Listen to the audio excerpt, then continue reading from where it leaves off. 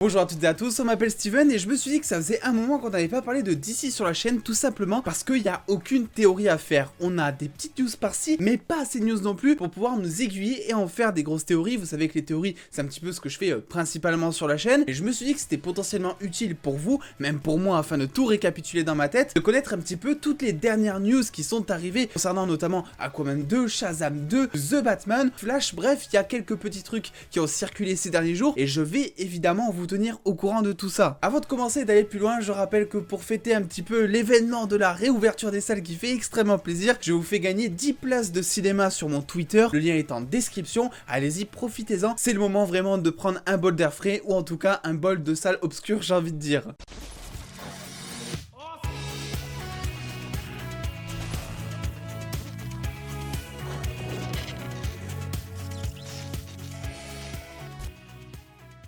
Alors on va commencer par Shazam 2, ou en tout cas Shazam Fury of the Gods, qui sortira donc le 2 juin 2023 aux États-Unis et dont le tournage commence vraiment de manière imminente. Voilà, on a Zachary Levi, donc la star de Shazam, qui est arrivé à Atlanta sur les lieux du tournage, et je pense que d'ici quelques jours, c'est bon, ce sera officiel, le tournage aura commencé. On sait pas grand chose concernant l'intrigue, mais on sait quelques trucs au niveau des personnages, notamment le fait finalement que Mark Strong ne reviendra pas dans son rôle de Sivana dans Shazam 2. L'acteur l'a bel et bien confirmé, et du coup c'est vrai que si on se rappelle de la scène post-générique de Shazam 1, avec notamment le docteur Sivana qui était avec Mr. Mind, donc cette espèce de ver de terre là, qui est un personnage hyper important dans l'univers de Shazam, apparemment cette scène post-générique ne donnerait pas lieu à Shazam 2, mais du coup potentiellement à Shazam 3. Alors juste avant de vous dire un petit peu les méchants principaux de ce film, je vais vous donner mon avis. Honnêtement, le docteur Sivana, je m'en bats un peu le coquillard pour être honnête, j'ai l'impression que c'est un petit peu le Malekith, donc le méchant de Thor 2 que l'on retrouve dans l'univers de DC, c'est-à-dire que personne ne se rappelle de son nom, et quand on parle de lui, on se dit « Ah mais oui, c'est lui, je m'en rappelle maintenant ». Il était absolument pas marquant, et bien que j'adore l'acteur, c'est vrai qu'il n'est pas vraiment resté dans les annales. Mais alors du coup, concernant les méchants, il y en aurait potentiellement plusieurs, à commencer par Calypso, joué par Lucy Liu, à Espera, joué par Hélène Mirren, qui seront toutes les deux sœurs, et également Rachel Zegler, qui a un rôle totalement inconnu, mais qui pourrait elle aussi être la troisième fille d'Atlas, donc Atlas, un des dieux qui a transmis entre guillemets les pouvoirs à Shazam. Rappelez-vous, chaque lettre de Shazam qui signifie en gros un dieu et une capacité, Atlas en fait partie. Alors quel serait le speech? Peut-être, je sais pas, qu'elle l'aurait un petit peu mauvaise, que donc Shazam ait piqué le pouvoir de leur père qui se retrouve, je sais pas, totalement impuissant. On n'a pas vraiment beaucoup de news par rapport à ça. On sait aussi, et c'est d'ailleurs étonnant,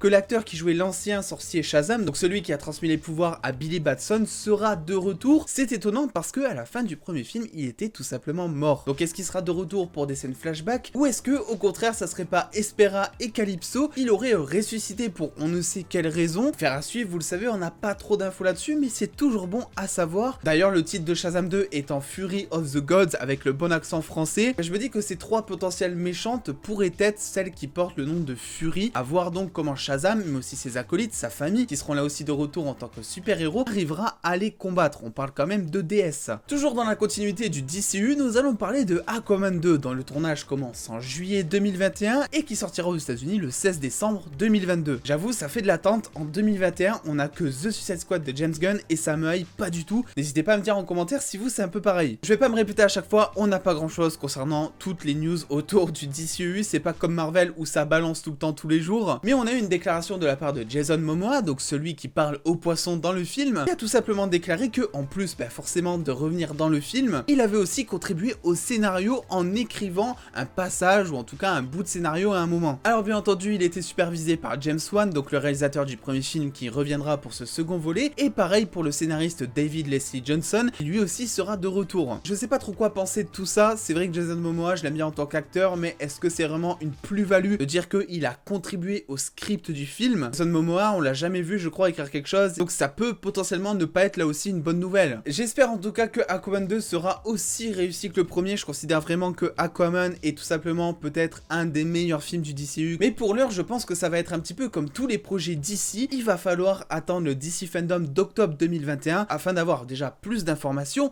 mais aussi potentiellement de nouvelles bandes annonces. Le dernier événement en date où on avait justement découvert la fameuse bande annonce de The Batman avec Robert Pattinson, dont le tournage est d'ailleurs déjà terminé et qui sortira le 4 mars 2022 aux États-Unis. C'était à peu près les seules images qu'on avait, ça, et mis à part aussi un making of qui a fuité, qui nous a dévoilé 2-3 images par-ci par-là, mais c'était vraiment rien de très folichon on va dire. Et bien figurez-vous qu'aujourd'hui un calendrier a fuité sur Reddit et c'est un calendrier qui nous offre de nouveaux aperçus concernant à peu près tous les personnages sauf le pingouin. On ne sait pas pourquoi il n'est pas dans les cases. On peut voir déjà dans un premier temps un costume plus détaillé du Batman de Robert Pattinson, la Batmobile aussi en plus gros plan on va dire, dont je suis d'ailleurs très personnellement parlant pas très fan, j'ai l'impression vraiment de me retrouver sur une voiture tuning du premier Fast and Furious. Un aperçu du masque de Riddler avec toujours ces fameux points d'interrogation, une petite phrase exprimant qui va démasquer la vérité. Alors justement ça nous offre peut-être un point de vue envers ce personnage. Est-ce qu'il serait pas là pour contrer la société? Je sais pas, il y aurait peut-être des trucs politiques qui se passent à Gotham, des choses auxquelles il veut faire justice justement en tant que Riddler, avec des actions qui sont on va dire pas très légalement menées. On voit en plus que dans le trailer il tue quelqu'un d'assez important, je crois que c'est un politique de mémoire, donc ça peut potentiellement être ça. Un nouveau look également de Selina Kyle alias Catwoman sur sa moto, une moto qu'on n'avait pas je crois vue dans le trailer mais qui était apparue sur les nombreuses photos de tournage du film, donc là ça nous apprend pas grand chose non plus. Ce qui est assez intriguant c'est justement qu'on n'ait rien autour du pingouin, comme s'il voulait un petit peu le garder secret. On a eu je crois 2-3 plans dans le trailer juste pour nous montrer un petit peu la transformation physique de Colin Farrell et aussi forcément tous les implants qu'il avait pour transformer son visage. Mais c'est vrai que Riddler on peut théoriser et dire qu'il serait là pour contrer la société on va dire entre guillemets, pour faire sa propre justice envers une économie, un écosystème qui ne fonctionne pas d'après lui. Pingouin à côté on sait pas vraiment ce qui va en advenir, est-ce qu'il va s'allier à Riddler justement, est-ce qu'au contraire il va juste jouer le mafieux comme il joue tout le temps dans beaucoup de séries, de films d'animation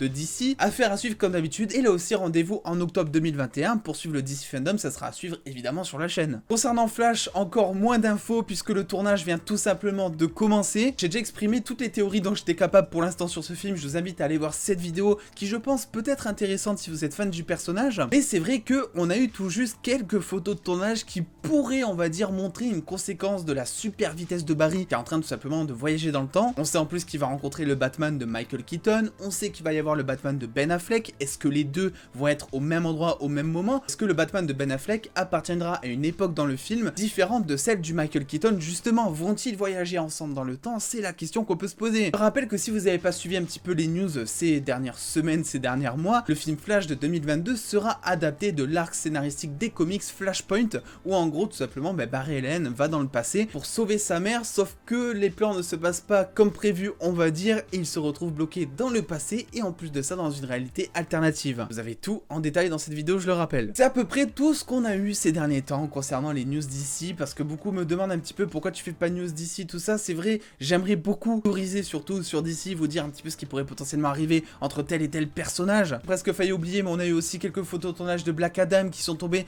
quand même il y a quelques semaines, je vous l'ai mis ici au cas où. Et c'est vrai que c'est beaucoup moins présent que le MCU. J'aimerais vraiment beaucoup parler de DC, sauf que pour ça je pense qu'il va falloir atteindre le DC Fandom pour avoir toutes les révélations. Je rappelle, si vous avez oublié, qu'un concours est présent sur mon Twitter également, en plus des places de cinéma, pour vous faire gagner 2 Blu-ray Steelbook de la Snyder Cut. Il reste quelques jours, donc allez-y, profitez-en, parce que c'est vachement cool mine de rien. On se retrouve là-bas, mais aussi très vite sur YouTube pour de prochaines vidéos. Et en attendant les dos, prenez soin de vous, faites-vous bien kiffer. Des bisous les dos.